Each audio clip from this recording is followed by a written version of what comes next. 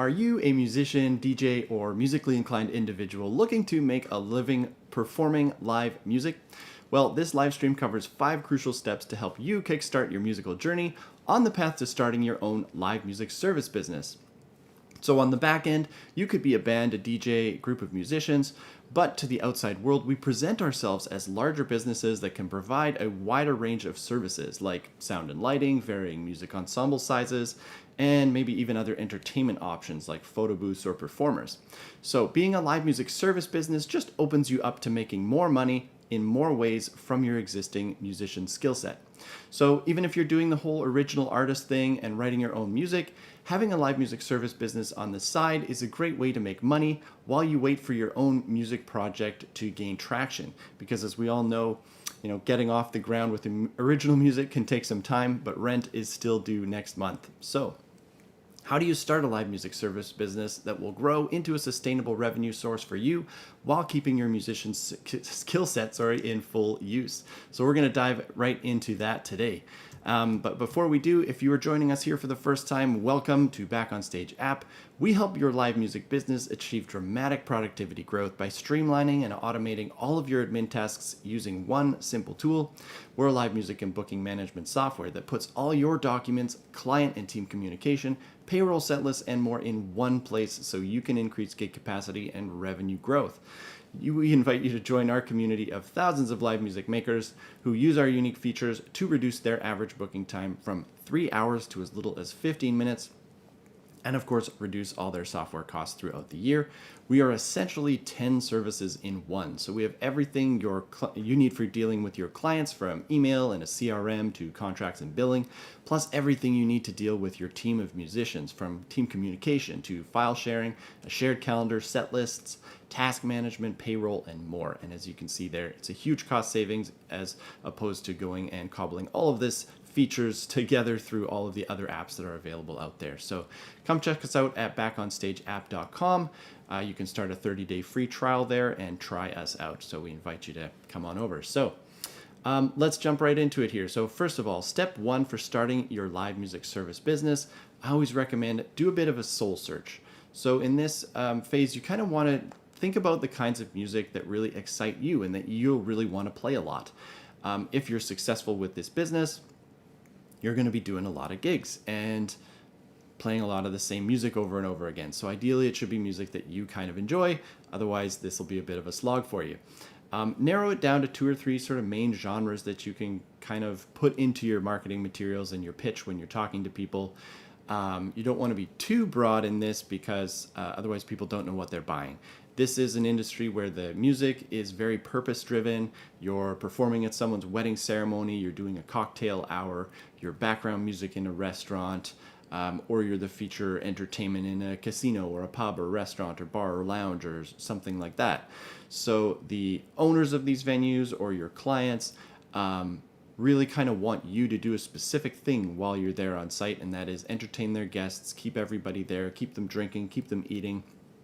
So your music needs to be able to do that.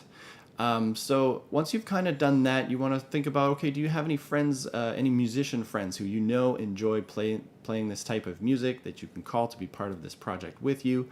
That's pretty important. Human resources are always the number one ingredient in any successful business. So do you know enough people that are going to be able to back you up on this? If you're wondering how to find band members or musicians, we're going to do a video on that in the weeks ahead. So subscribe to the channel if you are interested in hearing more about that. So that's kind of the first step here, is figuring out kind of what sort of music you're going to want to go after. Secondly, what types of events do you want to do? So this is kind of a big one. There are loads of different events and various venues and things that use live music regularly. But like I said, it's a very purpose-driven market. So you got to think about what you kind of want to do and where you're going to fit. Just some general advice here. So bar bands generally do not make much money. Bars are really tough businesses to run. Quite often they don't make a lot of money. So they're just not prepared to pay out thousands of dollars for their entertainment tonight. So if you're heading into that kind of an environment, be prepared to not make a lot of money. But as a live music service business, you can view these gigs as promotional opportunities. That's really the healthiest way to look at them. They're a great place for you to tell your clients, your prospective clients and past clients to come and check you out, see what your performance is like, and possibly book you as a result. If you approach them that way, they're an advertising expense rather than something you're trying to make your living on and pay your rent with, because that's just going to be really tough. Now, this is all, of course, general information. There are bars and restaurants out there, I guess, that do pay pretty well sometimes and can do regular entertainment if they've really sort of built that up as the thing they do. You may be able to get in there and make decent money, and especially if you're doing a regular guarantee or a regular gig, but that's few and far between in my experience. Weddings, those can be quite lucrative, but they're very involved on the front end, so you have to be prepared to be playing a lot of back and forth email hockey with those clients. And of course, you have to be presenting yourself as a very professional entity to do these types of gigs. Back on Stage can help you with that. We've got lots of tools that make your business look really professional, from contracts and invoices that your client gets to experience with you. That's all really important as part of that process. And similarly for events, those can be quite lucrative. We're talking kind of corporate events sort of things here. But those clients, again, can be quite picky, so you have to be prepared to be really on the ball when it comes to email and communication. So just a sort of list here generally of all the types of gigs you could get, just to continue from the last slide there. I won't go into these too much, but lots of different opportunities for when you're performing music in this kind of a space. Okay, number 3. Again, this is starting out your business, so we're sussing out the competition. Look around your area, see if there are other bands already doing what you were thinking of, okay? So steps 1, 2, and 3 are kind of an iterative process here. From step 1, we were thinking about what kind of music we really liked and what we wanted to do. And step 2, what kind of events we're wanting to do. And now step 3, looking at the competition. All of these steps kind of you may have to recycle and go over them a few times, because if you start looking around at the bands that are out there and you realize, okay, I want it to be a pop country band, but I'm looking around and there's already 25 pop country bands in my town, that market may be a little oversaturated, for example. And then, of course, look at how good are they? How long have they been around? If all these other bands have been around for 10 plus years and they're super established and they've got incredible choreography and production value and everything about them is just really great, that may be tough for you to compete with when you're getting started. So maybe don't go into that genre specifically. Maybe there's nobody doing funk and R&B, for example, so maybe you decide to go that route instead. So you kind of want to iterate on these a little bit and find something that you think is going to be a good fit.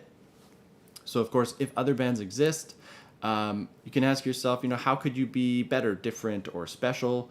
Have any of those bands left a hole that still needs filling in that market? And, of course, what will your unfair advantage be? This is really important to know if you're going into a market that's pretty competitive already. For example, if you're the singer in your band and you sound exactly like Freddie Mercury, that could be your unfair advantage. Nobody else sounds like Freddie Mercury. So if you're going to be the only tribute band for artist XYZ in your town, if you are having that kind of an unfair advantage, that can put you ahead a bit. So be aware of those types of things. But are those other bands possibly too good to compete with? And if that's the case, then again, like I said, maybe reconsider different genres or whatever. Next thing is kind of get intel, shop them, see if they've been booked. You can reach out to bands and say, hey, I'm planning my wedding for next summer. Can you guys do this date? What's your price? Figure out what people are charging. How much are they making in that side of the market? And a lot of bands post their gig calendars and their show lists on their website, so you can get a really good idea there if they're in demand, how many gigs they've got, that sort of thing. Lastly, here you can use things like Keyword Finder. These are keyword tools on the internet to search for various terms that you were thinking of possibly serving. For example, Vancouver wedding band. I'm in Vancouver, so if I do a Google search for Vancouver wedding band, or if I use this keyword tool, for example, if I type in Vancouver wedding band and I try to find keywords, it's going to tell me, okay, 430 people search for that term every month. That's a lot, but of course, a term that's as generic as that is also turning up other things like wedding rings, because that's also the term band and that sort of thing.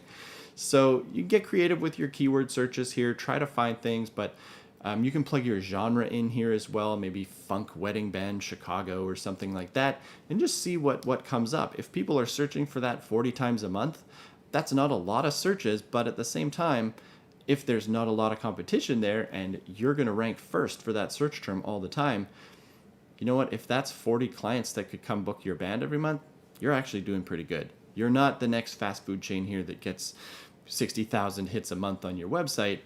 If you got 40 inquiries a month, you'd be doing pretty well. So don't be afraid if the numbers are too small, again, because you're not a massive enterprise likely. But just find things that people are actually searching for, and that can be an indicator of whether or not what you're planning to go into is going to be helpful.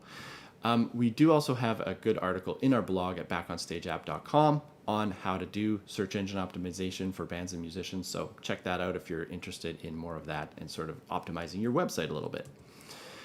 So if no other bands exist, a couple things to consider here. That may present an opportunity for you. It may be because nobody's good enough or in that genre or specialized enough, and that could be a good thing. But it may also be because there's actually just no demand for that. So make sure you kind of ask around a little bit and understand the city and the environment you're in to really kind of make that decision up. Okay, step number 4 is to size the market. This is kind of important if you're starting a business that you plan to make a good amount of your living off of. So, for example, we've just done an example sizing of kind of the wedding market here. In terms of music as a service businesses, music service businesses, you're serving the wedding market. This is just one corner of it. You're doing corporate entertainment. That's a whole nother thing. Private parties, that's a whole nother thing. And then, of course, there's bars, pubs, clubs, restaurants, lounges, casinos, venues that actually regularly do live music for, the cover band, tribute band kind of circuit. So this is just an example of how you could size the market, and we've used the wedding market as our example here. So you can just Google search like California marriage statistics, find out how many weddings are going on in your area. So we did this research for you. 2.2 million weddings in the US every year and about 270 or so in the UK. So that's a pretty sizable amount of weddings. And then we went and looked at, okay, how many of those weddings are actually hiring live music? Well, according to a survey that surveyed 25,000 brides and grooms in 2019 by the Knot, 25% of those weddings were hiring live music. So if we go back to this number, if we applied that to that number, 2.2 million weddings in the US, if 25% of those are hiring live entertainment, that's over 500,000 weddings every year hiring live entertainment. That's a pretty decent market. And then if you look at the average spend on live music in the US, it's somewhere around $3,900 per band, $1,200 per DJ, and $600 for a ceremony musician. And then we've got some stats over here from the UK as well.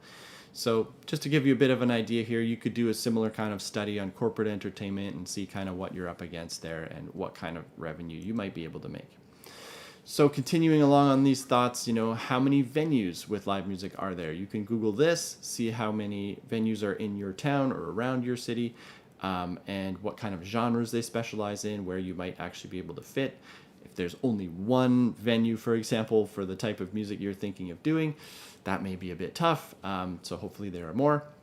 How many festivals are there? So when you're getting into the live music service business, again, we're talking about bands that are doing cover material predominantly, well-known music already. These aren't original projects. So you're not really going to be doing music festivals. We're not talking about Coachella or other music festivals where music is the main attraction. But there are plenty of festivals out there, like maybe there's a beer festival or a harvest festival or some kind of celebration festival, pride festivals, all sorts of things where music is not the main attraction, but it is an important part of sort of keeping the crowds happy and pleasing everybody there. So look for those types of festivals as opportunities. And then lastly, you can use your local Chamber of Commerce or Board of Trade to see how many large companies are out there, and if they sort of hire entertainment, you can cold call them, see if they book entertainment, and get a sense of whether or not that's going to be an option for you. Lastly here, a quick tip to leave you with as number 5 here is to talk to some agents. Call up some booking agencies and ask them what type of bands they might need or maybe that they don't have yet. There are 2 specific types of agents I'll mention as well. So you've got agents that are booking for original acts primarily, and and then you've got agents that do kind of this more entertainment for hire space. You kind of want to go after the entertainment for hire agents in this case. You're not really looking for big stadium shows or opening act slots and stuff. So the original agents or agents for original music projects aren't really who you want to be calling here. But if you have, if you have a type in mind, ask them what they think. If you have a genre or a type of band, and ask them what their pain points are in dealing with musicians and bands in your area. This is something I guarantee you none of the agents out there are getting calls and being asked about every day. But if you can come to them and say, hey, I'm thinking of starting a band and I'm curious what your struggles are in terms of, do you have a certain part of the market that you just can't fill right now? And then once you find that out, be like, hey, what's your most common pain point dealing with bands and musicians these days? And if they're like, you know what? Bands take forever to get back to me. Musicians take 3 to 5 days to respond to their texts. It drives me crazy. You can be like, hey, well, I'm going to start a band. It's going to do this thing that we just talked about that you want, funk and R&B music, let's say. And I'm going to come back to you when my band started. And I promise you that when you contact me for gig opportunities, I will always respond to you within 10 minutes. Okay? All right. I'll talk to you in 10 months. Come back to them 10 months later and be like, hey, remember me? I'm that person who talked to you a year ago, and I now have my band together. I'd love for you to check us out. And like I said, I promise if you contact me, I'm always going to respond to you in 10 minutes. I guarantee you that agent's listening. They'll be like, wow, this person's already special. They executed on something they said they were going to do a long time ago, and now it's here and it's great. And they're promising me great communication. I'm sold. They're going to start calling you right away. I'm speaking from experience here. My own live music company is partnered with an agency in town that we actually work for, and that we work inside as well as agents. And I tell you, if the phone rang and it sounded like that to us, you would be hired. So try this out. See what you think. Let us know in the comments if you do try this out. We are very curious to see how it works out for you, but I think it'll be to your favor. So anyway, thanks so much for checking out this video today. Hopefully these 5 tips have helped you kind of get your idea around how to start your own live music service business a little bit. If you've enjoyed this video, please consider liking and subscribing. It really helps the channel out and helps us understand what kind of content you enjoy so that we can make more of it. So until next time, happy gigging, have a wonderful day, and we'll talk to you again soon.